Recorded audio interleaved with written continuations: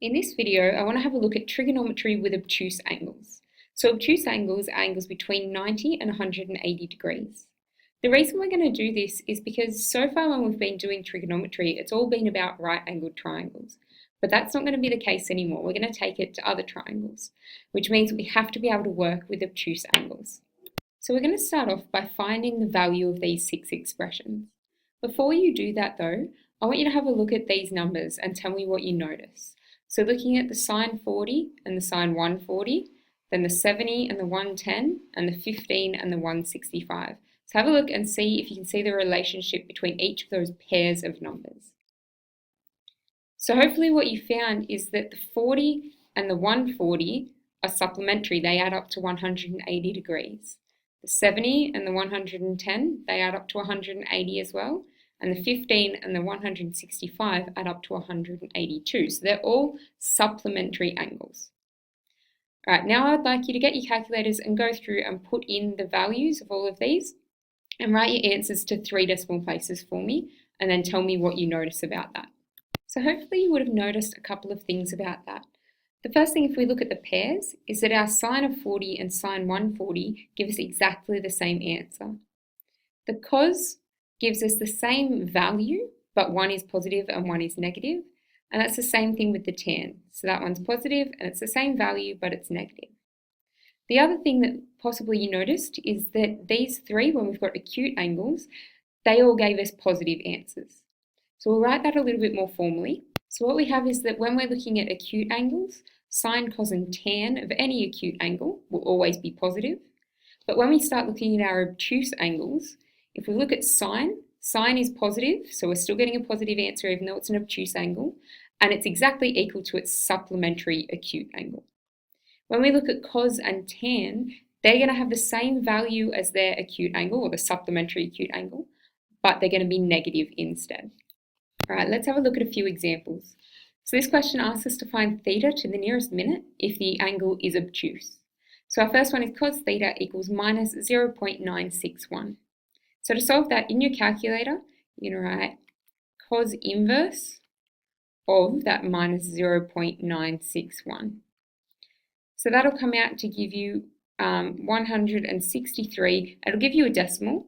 To turn it into degrees, minutes, seconds, if you're using your Casio calculator, you just press your degrees, minutes, seconds button. If you're using a sharp calculator, you need to press second function and then that button. But when we do that, we'd end up with 163 degrees, 56 minutes, 44.49 seconds. But because it asks us to the nearest minute, we need to round that. So we look at the seconds, and because there's only 60 seconds in 1 minute, if this number is over 30, then we round up. So we'd have 163 degrees and 57 minutes to the nearest minute. All right, for 2, we've got tan theta equals minus 426. So we'll start the same way to find theta. We'll go tan inverse of that minus 1.462. Now when you pop that in your calculator, it'll come out to give you minus 54 degrees, 57 minutes and about 34 seconds. But we're looking for an obtuse angle and our calculator's given us a negative one. So we're going to need to manipulate that. So what we're going to have to do for this one is we're going to have to go 180 degrees and then come back that 54 degrees.